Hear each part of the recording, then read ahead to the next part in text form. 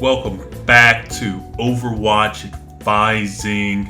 Today, we're going to talk about something that has come to my attention recently. Today's message is the final judge in your life is you. The final judge is you. And I say this because there are so many things out there in life that we like to compare ourselves to. The person in the crowd that's the popular one. He gets everyone's attention. He makes them laugh. He makes them smile. He seems like he does everything right, and he or she is pretty much the top dog of that particular group. And we sit back, you're like, wow, this person's so awesome. I wish I could be like that person. You might not even be thinking in your head, but it could be something subconsciously. What about the smartest person in class? This person appears to have all the good grades in that particular class. Like, oh man, this person's so smart. He's probably smarter than me. Again, he or she is probably smarter than me. He's better. He or she's better. And I don't quite add up. One of our favorite things to compare ourselves to is celebrities. They are the image of what living the good life should be. Good, perfect looks, all expensive material, cars, homes. They're on TV. They make millions and millions of dollars. And, they're high level popularity. And we just sit there and we put these people on a pedestal like, man, this person's great. This person's so awesome. They're so much better because they have so many different things, but you have no idea the kind of life these people really live. I mean, yeah, might find something from tabloids or something, or a local paper about some specific supposed scandal, but you're putting these people on a platform and modeling them as that's exactly how your life should be.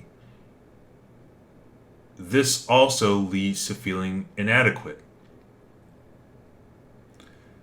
Another example would be going to the gym. You go to the gym. The gym is like another space-time continuum. And what I mean by that is you go to the gym, hopefully in this particular gym, about 80 to 90% of the people there are fit or working on becoming fit. And the people that or look more in shape than you, they get the physical aesthetics going on. You compare yourself like, wow, this person looks so good. Their body looks so great. They're better than me, because they just look more visually pleasing than some of the other people you experience in life. So it's like, yeah, this person's better because they're more fit. Yes, physically, they may be in more better physical condition than you, but it does not mean that they, as a person, is better than you. Their appearance doesn't get to make that call as far as your own value is concerned. What about those people that have more possessions than you? This goes back into celebrities and whatnot. You don't need to have things that is more visually pleasing, or like a brand new car, or the latest smartphone was a new iPhone or a new Samsung Galaxy.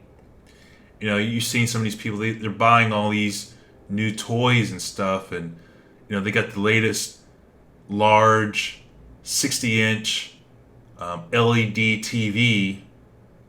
Some with maybe they have the new VR goggles or something. You got all the toys, and you're sitting there and say, "Man, this person's cool because they have all these gadgets."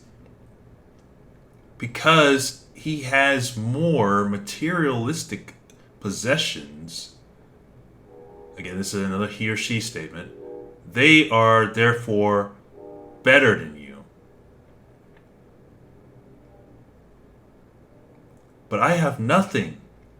I'm this loser because I have nothing. They have more things, so they are therefore better. This also leads to feeling inadequate. So circling back to the popular social person, they have more friends than you.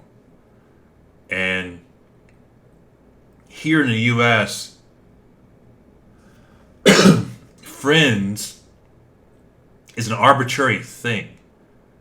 No, I take that back. It's not arbitrary. Friends is a subjective thing. What may be a friend to them may in fact be an acquaintance. Just because there's more people surrounding them does not mean that they are overall a better human being than you. They may be better at being social, but it does not overall mean that they are on a platform above you. At its core, you can compare yourself to these people and you can feel inadequate.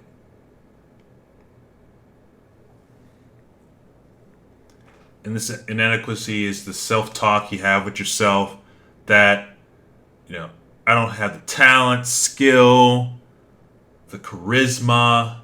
You start to make a laundry list of things that puts you below the other person. But these are things you just don't have yet. And that's the key thing you need to take away. These are things that you may not have yet. Does not mean you're incapable of doing it. It's that you don't have yet. As long as the possibility exists for you to improve,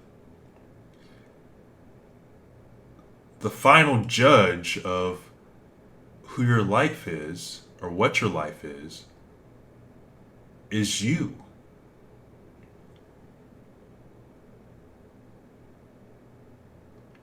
So people start to feel insecure about themselves because they feel lack.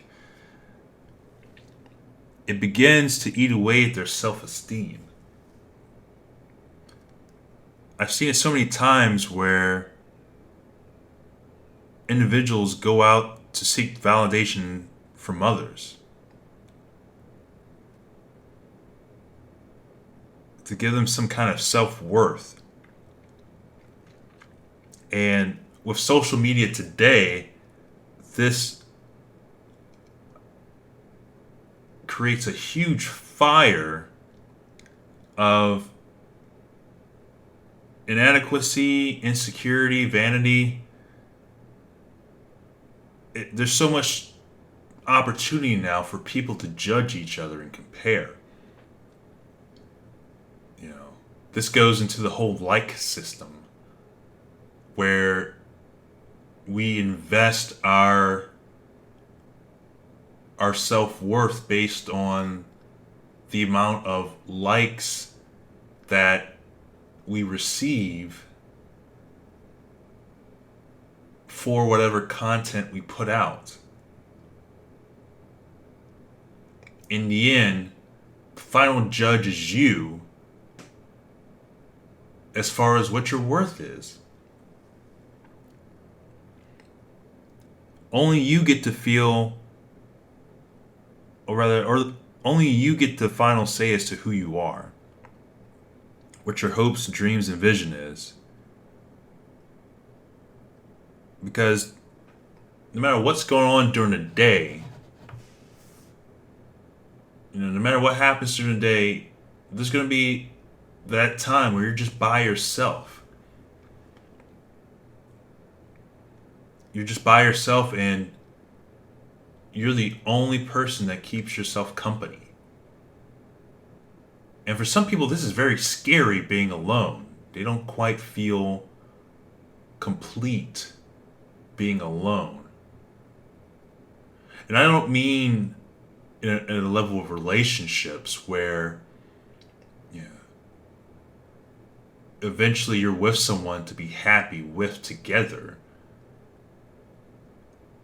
I mean that they are fearful of being alone. They have to be in a social situation to placate that loneliness. Because without a social situation, they value themselves as nothing.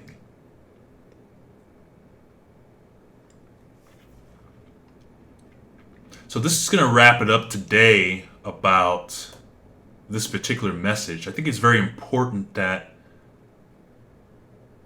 people stop comparing themselves to others in a way of things they don't have. If you feel that you're lacking in a certain area, then work towards it and do something about it. But sitting there and just, gee, I don't, wow, this person's so great. I wish I was like them. I'm not like them. Do you see what's happening? When you say that something that you're not, somewhere inside of you, your body or soul responds to that, and you don't feel good. You are single-handedly bringing yourself down. You, being the judge of yourself, the only judge that matters, is giving the final verdict that you're nothing. And you accept that.